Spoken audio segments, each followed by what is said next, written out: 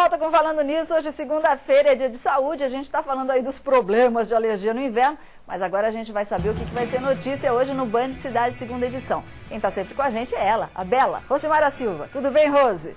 Um dos destaques desta noite é a coletiva do prefeito de Taubaté. Na semana passada, a Justiça de Taubaté havia determinado a cassação de Roberto Peixoto devido a denúncias de compra de votos durante a campanha eleitoral. O prefeito recorreu da decisão, mas para continuar no cargo, ele também precisava conseguir na Justiça um efeito suspensivo, o que foi concedido na última sexta-feira e hoje foi motivo de muita comemoração na sede do Executivo. Você vai ver também que a polícia aí de São José dos Campos está prestes a esclarecer a morte de um segurança neste domingo em São José dos Campos. Outros 6 ficaram feridos depois de serem baleados dentro de uma van. Todos passaram a noite trabalhando em uma casa de shows onde, segundo a polícia, horas antes do crime teria ocorrido um desentendimento entre alguns dos seguranças e 2 clientes. E ainda hoje tem a tradicional procissão de São Pedro Pescador em Ubatuba, que será feita por água e também por terra. Essas são algumas das notícias da região que hoje Camila Lute traz às 7 da noite, depois do Comevap no ar. Obrigada, Rose. Bom, a gente vê tanta notícia de tanto crime em São Paulo, no Rio de Janeiro, as grandes cidades. De repente a gente se depara com uma notícia dessa em São José dos Campos, ou seja, 7 seguranças baleados por causa de desavença, por causa de discussão. Segurança, a gente paga muito imposto para ter pouca segurança. Não é só em São José dos Campos, é no Brasil mesmo. É muito imposto para pouca coisa que a gente recebe em troca, né? Bom, segunda-feira ele também está com a gente, o doutor Manuel, que é médico e ortomolecular. Vai falar como é que a medicina ortomolecular, e será que a medicina ortomolecular pode prevenir o câncer? A gente vai saber com o Corpo em Equilíbrio.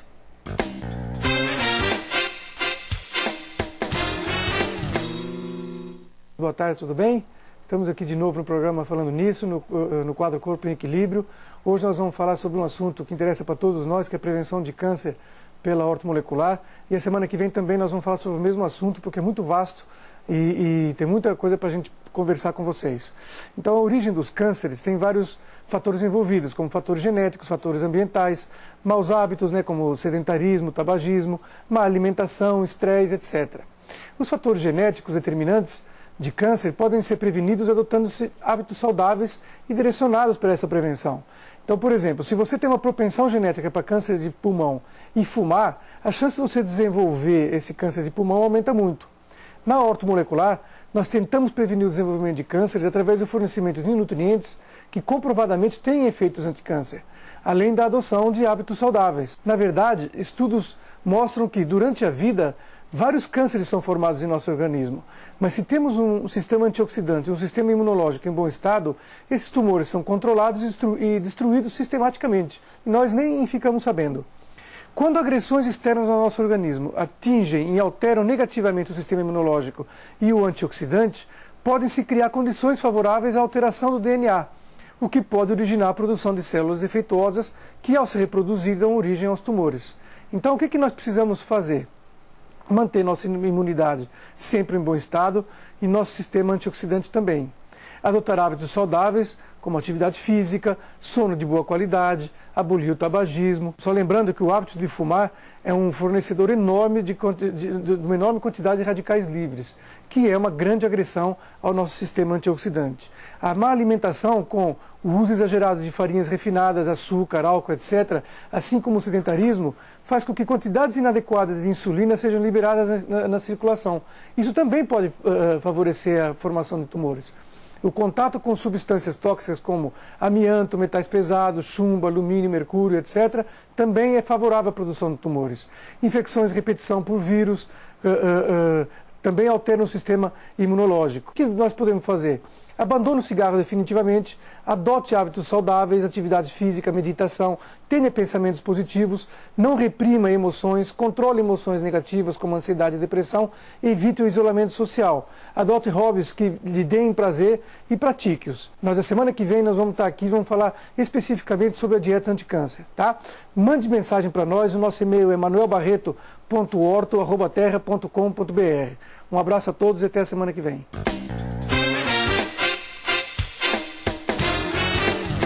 Um abraço, doutor Manuel. E o doutor Guida continua aqui com a gente ao vivo e você pode continuar participando pelo Ligue Band 9711-1313. Se você quiser fazer sua pergunta ao vivo, basta você ligar 9711-1313 e digitar a opção 7. Se você quiser deixar a sua pergunta gravada, você pode ligar 9711-1313 e digitar a opção 1, como fez essa nossa amiga que vai entrar agora. Doutor Guida, alô, boa tarde. Eu tenho problema de tiroidite crônica. E eu tenho alergia a mofo, tapete, que aquele viso do poeda.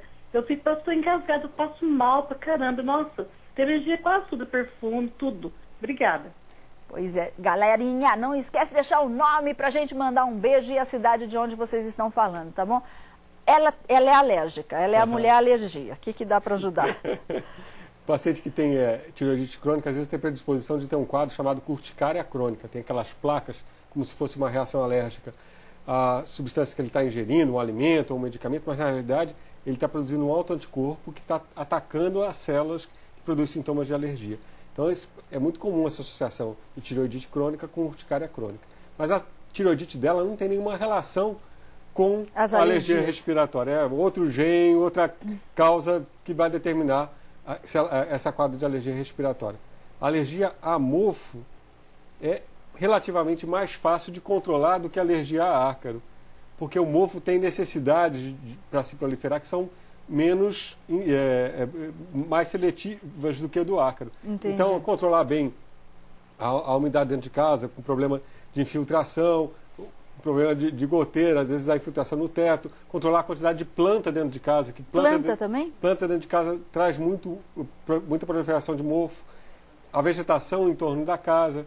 Então, assim, é relativamente mais fácil do que sair encapando, colchão e travesseiro, controlando o sofá. E sempre deixar a casa muito arejada, muito né? arejada. Apesar do frio, deixar pelo menos uma janela aberta para poder fazer a troca do ar, né? Se você tem aparelhos de ar-condicionado em casa, você tem que lavar de uma forma correta os filtros, né? Fazer a manutenção adequada dos aparelhos de ar-condicionado, que é outra forma de você controlar bem o fundo. Ok, doutor Guida, tem mais uma pergunta que deixaram gravado no 9711-1313 e na opção 1. Confere aí. Eu sou Célia, de São José dos Campos.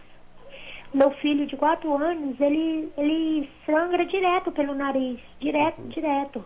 E daí eu queria saber qual é a solução para esse problema, tá? Obrigada, tchau. Obrigada, Sandra, minha linda. Vamos ver se o doutor consegue ajudar, assim, dando uma orientação, porque ele precisaria estar vendo seu filhinho, né? Doutor Guida. Então, a gente tem no nariz uma área, no septo nasal, que é uma área muito vascularizada, que sangra com facilidade. Então, assim, o principal fator de agressão do nariz é o ressecamento nasal. Então, nessa época do ano, estilar de uma forma adequada o soro no nariz para estar lavando o nariz dessa criança e ver se ele tem algum fator predisponente, porque quem tem inflamação crônica na narina tem aquela área inflamada ali, é mais fácil ainda de sangrar. Se ele tem rinite, se ele pega gripes com frequência, está mais suscetível a infecções? Esses quadros. Não, o sangramento nasal acontece com maior facilidade nos pacientes que estão com infecção. Então, se o paciente pega uma gripe, é mais fácil ele sangrar pelo nariz. Ok. E se ele tem sinusite, é mais fácil ele sangrar pelo nariz também. Ok. Tem mais uma pergunta gravada. O senhor está bombando hoje, hein, doutor Guida? Essa plataforma está estreando assim. Estreando, com sucesso. Com sucesso. Alô, boa tarde. Gravado. Boa tarde. Eu tenho problema de rinite, estou tomando remédio, mas trabalho no área de ar-condicionado. Queria saber se, devido ao ar-condicionado, eu devo prosseguir nessa área, porque eu me sinto muito mal na área de ar-condicionado. Fazendo uso do remédio, se há possibilidade de melhora ou não. Meu nome é Juarez, moro na cidade de Volta Redonda. Muito boa tarde. Juarez de Volta Redonda, obrigada. O Juarez trabalha debaixo do ar-condicionado. Então, Juarez, uma coisa que você pode fazer, existe um medicamento, é um gel, que você utiliza na narina para hidratar a mucosa nasal. Olha que legal. Isso já ajuda a aliviar um pouco do teu problema. Ele acha na farmácia? Acha na farmácia. Faz a consulta com o teu otorrino e fala sobre isso. Ou com o alergista e fala sobre isso. A outra situação é usar de uma forma adequada o soro nasal para lavar bem a sua narina e estar tratando a tua rinite de uma maneira adequada. Só que eu tenho pacientes que às vezes, mesmo controlando tudo, com ar-condicionado, se for muito intenso... Como aqui do estúdio, por exemplo. Tem muita dificuldade, porque o ar frio bate no seio da face, causa uma vasoconstrição.